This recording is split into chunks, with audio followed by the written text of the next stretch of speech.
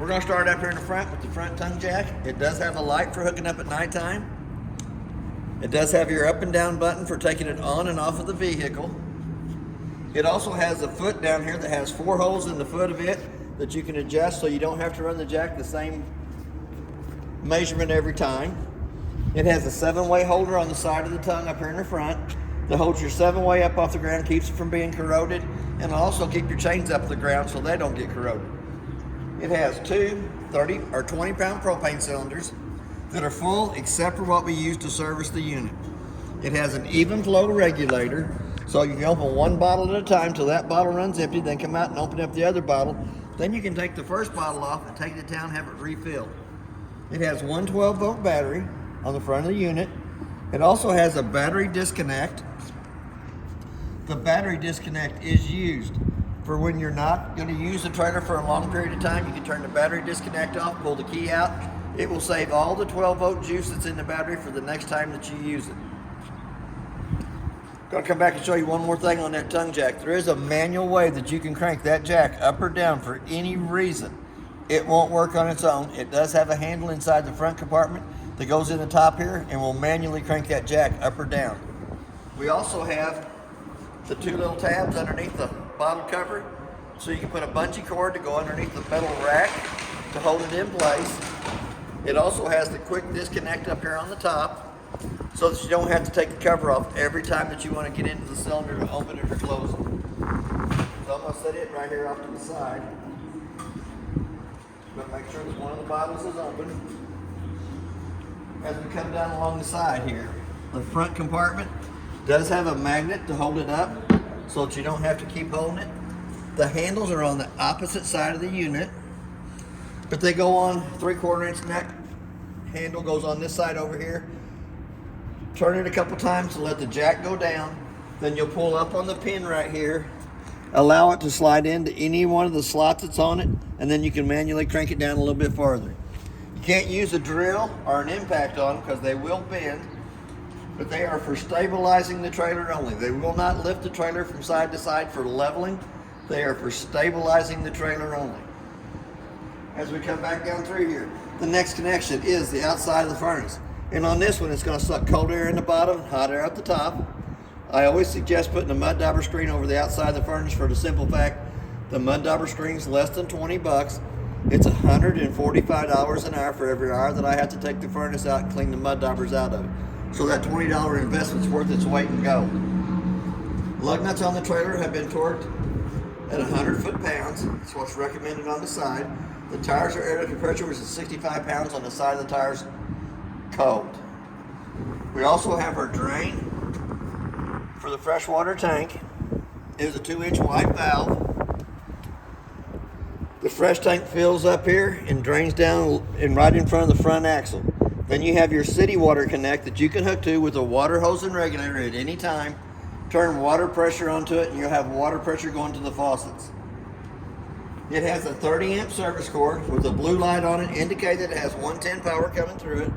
The opposite end of the cord has a blue light on it indicating that it has power coming through it, but it also has a red light. So if you plug into something that ain't right, your little red light's going to come on, but your blue light's on showing you that it is wired properly.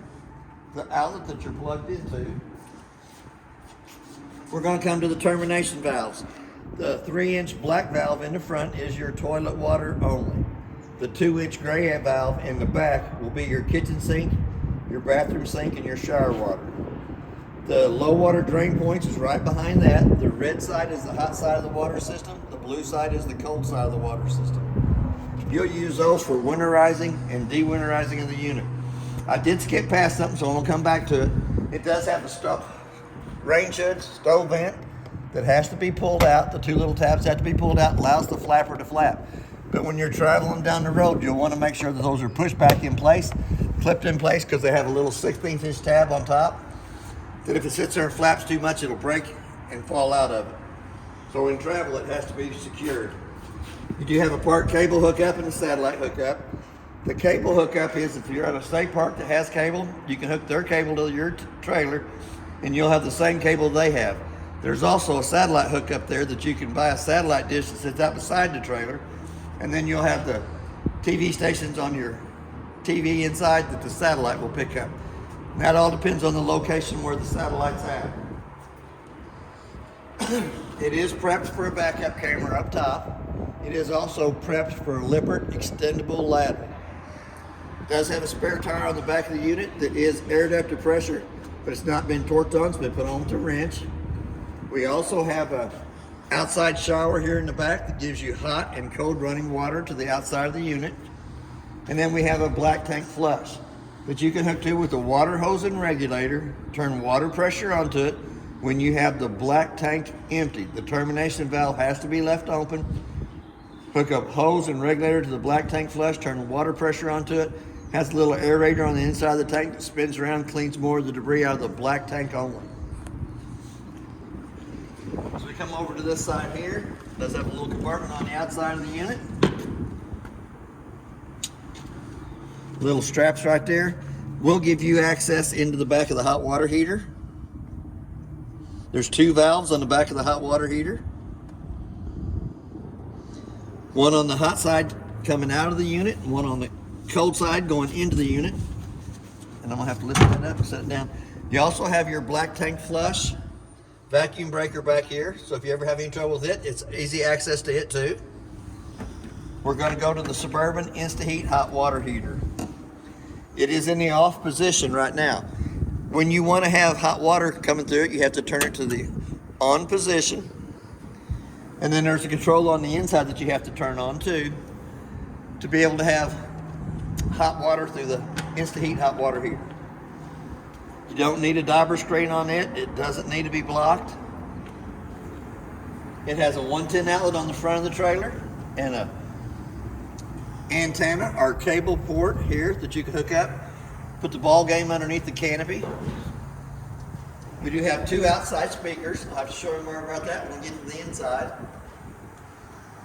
Then we're going to come over here to the front compartment on the door side.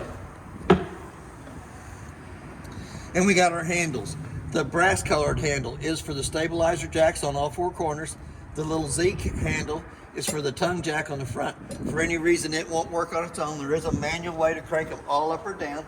It also has a dry erase surface out here so that you can show how to set your trailer up and how to break your trailer down for leaving camp if you wanted to, or you can let the kids doodle on it.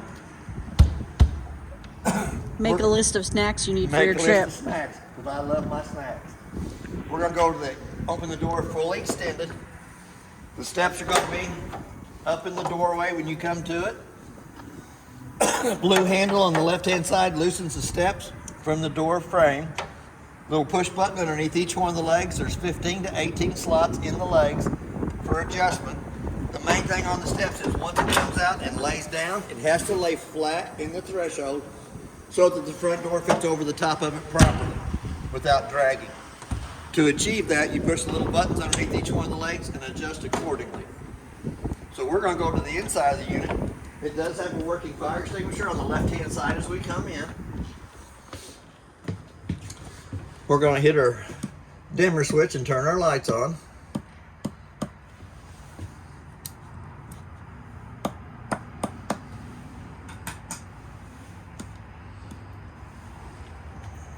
Okay, we're going to go back up here at the top.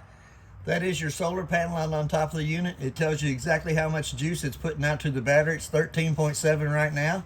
We're going to come right down below it. We're going to touch the battery button. It shows you fully charged. To get an accurate reading on the battery, you really need to have the 110 line unplugged, because the 110 line will overrule everything and show you that it's fully charged. But to get an accurate reading, have the 110 line unplugged and then push the button. We're going to go down here to the fresh tank. Shows you that it's empty. As it fills, it'll show 1/3, 2/3 full. Black tanks, same way. As it fills up, 1/3, 2/3 full. Gray tank, which is your kitchen sink, bathroom sink, and your shower water, it will show the same way, 1/3, 2/3 full. First red button on the left-hand side is your water pumps button that turns the water pump on between the freshwater tank and the faucets. The second one right here is your LED lights underneath the awning. And then this one here will help turn on the living room lights, but they do have a dimmer switch that you can turn on and off. They all have a push button in the center, so if you wanted to turn them off all individually, or turn them all on at one time. There is a push button in the center.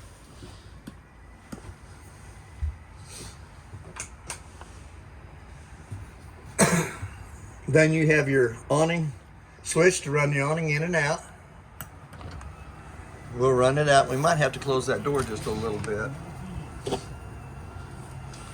We'll fully extend the awning out until the skirt hangs down at the end. It's a good thing it's not a very windy day today.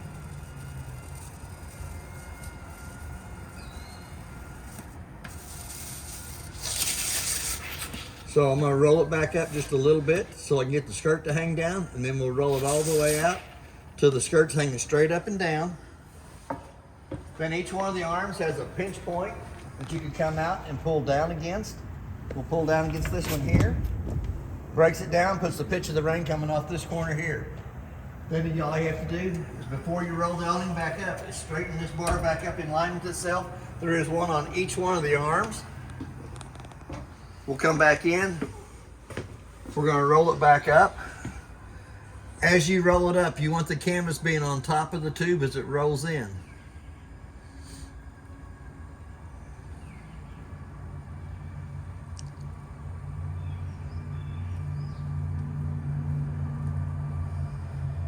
My theory on the awning is, if you're not standing underneath it using it, put it up.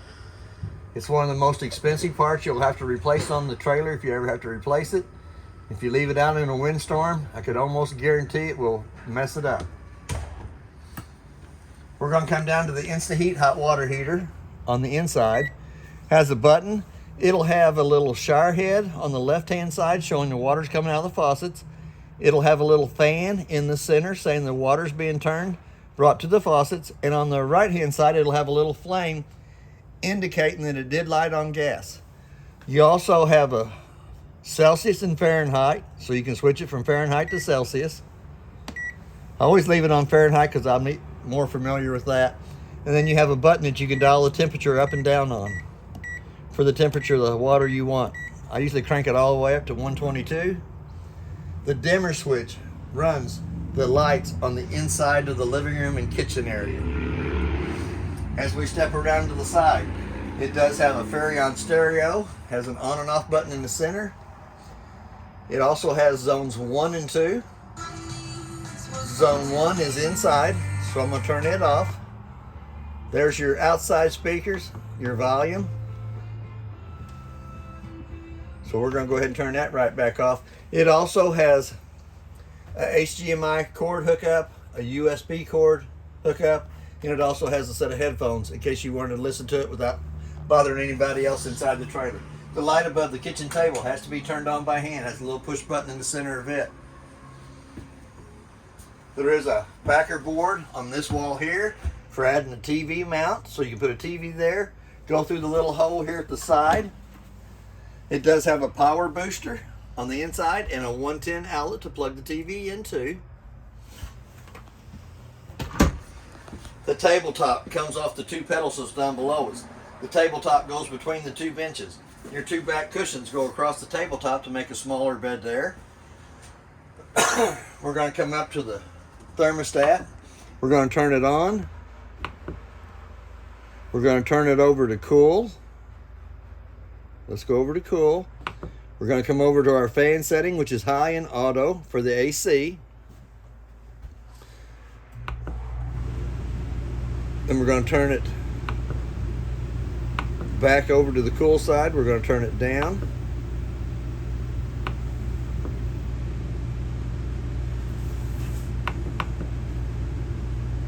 To turn it off. If you turn it all the way to the right hand side, it is the heat side of the furnace. And then you're still going to run it in auto. And you're still going to run it on high. But you'll dial your temperature up for it, for the furnace to kick on. You're going to roll it back over to where it says off. Hit the button on the inside to turn either one of the appliances off. I always try to leave the fan on the auto and on the high side. We're going to turn the light switch on in the bathroom. It turns the light above us on. We do have a black knob in the vent in the ceiling that cranks the vent up. We also have a switch to turn the fan on for pulling the moisture out of the bathroom. We're going to come back to the 110 outlet that's in the bathroom. Is your GFCI outlet that controls all the 110 outlets in the trailer that are close to water. You see here again, you have hot water on the left side, cold water on the right side of all your faucets. Should have a little string that holds this over here to the side. It does have a 3-shelf medicine cabinet in it. Little string off here to the side holds the medicine cabinet in place while you're in travel. It does have a pretty good sized cabinet space down below it. It also has a single foot flush on the right hand side of the toilet. Push down on it, fills with water. Push all the way down, fills and dumps. We have a pretty good size closet in behind it. Hang a lot of clothes in there. For sure. And then we have our shower over here to the right hand side. Here again we have hot water on the left side of the faucet, cold water on the right side of the faucet. There is a rubber grommet that holds the shower doors in place while you're in travel. You'll want to make sure that that's locked into place before you take off with the trailer to keep the glasses from slamming back and forth and breaking. We're going to come back to the refrigerator.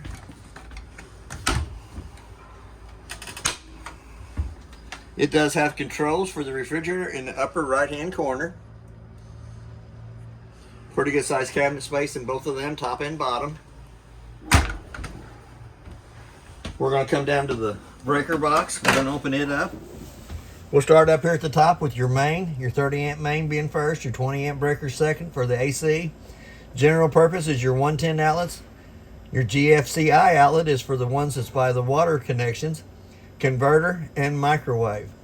Car fuses over here on this side from top to bottom are marked from the top to the bottom, with the 4 bottom spots being empty. On the 12-volt car fuses, there is a red light to the right-hand side of it. Anytime one of those fuses would blow, it'll have the little red light off to the right-hand side, and it also can be seen through the tinted window on the front of the cover. It does have an auto detect converter in it, so if you change to a lithium battery, from a lead-based battery to a lithium, it'll automatically change on its own. We're going to come up to the microwave. It does have a clock button. Let's say it's 1:30. Hit that clock button again till the 2 center eyes are flashing. The only reason I set the time on the microwave is if I leave the unit for any reason and come back to it and it doesn't have the proper time, I know it's lost 110 power coming to the unit. So that gives me a chance to check my food source in the freezer and refrigerator section. Here at the store, it's usually because one of the other service techs comes by, unplugs my trailer, plugs their trailer back in, realizes what they've done, they unplug their trailer and plug mine back in. It'll still show me that it doesn't have the right time, so that I know that it has lost 110 power coming to it. We have a light for the stove top and a fan switch for the fan. For that fan to work properly, the 2 tabs on the outside hood range has to be opened up, allows that little flapper to flap. I'm going to turn the fan right back off because it's noisy. It does have a glass stove top that folds up 2 times up out of the way. It also protects your mini blind in behind it. We're going to turn the button on the right hand side on that illuminates the valves that's in it. We're going to turn it up to the highlight position using the striker on the left hand side for lighting all 3 of the burners up on top. No more getting out the long lighter or match and trying to light them that way. It does have the striker on the left hand side. We're going to come down to the oven. It works the same way. We're going to turn the pilot switch on. On the oven button, you have to turn it on, push down on it, using the same striker on the left hand side for lighting.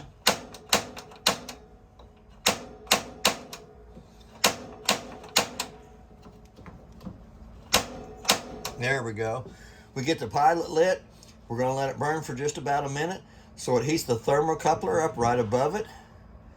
Thermocoupler gets up to temperature, then you can also crank it up for the temperature you desire it to be. If you flip that same little light switch on the right hand side to the down position, it also gives you light inside the oven so you can see the cookies, brownies, pies, whatever you're baking. Biscuits for in the morning. 2 panels comes off here. 2 screws comes off that panel, accesses you into the back side of the water pump. The water pump has a 1 valve setup on it for winterizing of the unit. It is in the normal operating position now. When you get ready to winterize it, it gets turned just the opposite way. Take the hose out with the cap on the end of it, stick it down in your gallon of antifreeze, turn your water pump on, it sucks the antifreeze through the whole system of the trailer.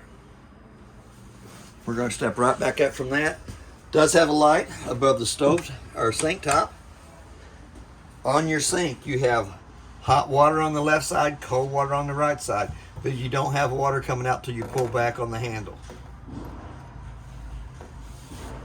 Cabinet space down below it, there is a 110 outlet that is also protected by the GFCI outlet. We're going to go inside the drawer. There is the remote for the stereo.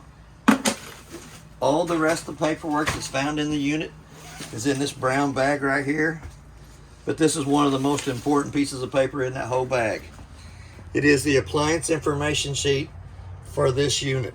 It will also tell you what the appliance is, who it's made by, the model and serial number. Anything happens to any of the appliances, when you call Harley up front to ask for something to be warranted, he's going to ask for a model or serial number.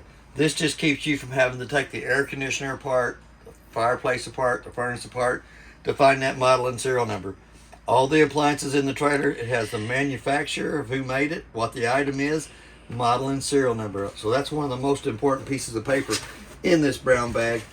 Not that there ain't more important pieces of paper in there. There's a lot of good information on all the appliances that's in the unit that can be read and better understood, better English than what I'm talking to you about.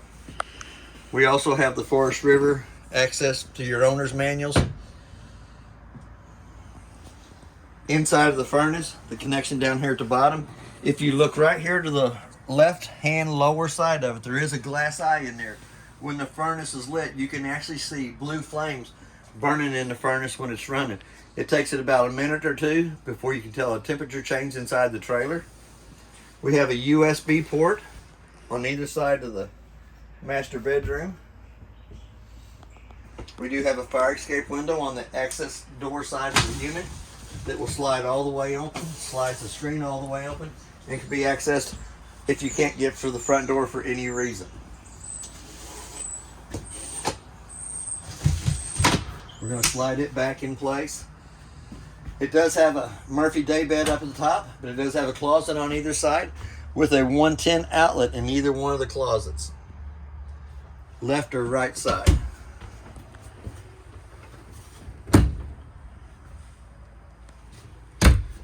Here again, we're going to take the two little cushions up off the side of the couch.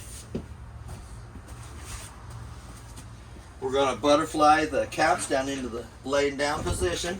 Could be used as a bed for one person only. We're going to come back up to the Murphy bed. We're going to loosen the latch on either side. Excuse me. We're going to pull the latch loose on this side over here if I get my little hand to work. We're going to lay it down. And it's going to lock into place with the latch here down below it so that it don't tilt up when you get your head up towards the top. When you get ready to move it, to release it, you just have to pull out on that latch. Allows it to slide back up. It does have one shelf up above there. So we're going to bring it back up. We're going to lock it in place. You might have seen me fiddling with the light here a while ago, trying to figure out why it was not coming on. It also has a light switch on the wall here that'll turn it on or off. That's my bad. Here again, we're going to fold the couch back up. There is access to the front compartment up underneath the couch. Then we're going to put our two little cushions back on either side so that we have a place to sit down comfortably. The white panel on the door side is for access to the wiring for the electric awning. That's why it doesn't have a switch or a button or anything on it. That is just an access panel to the 12-volt wiring on the electric awning. We'll come back here to the middle of the room one more time. It does have a smoke detector in here that'll drive you crazy. We also have a carbon monoxide LP detector down here at the bottom. It'll do the same thing, little beeping sounds. That's for LP, and that's for the carbon monoxide side of it.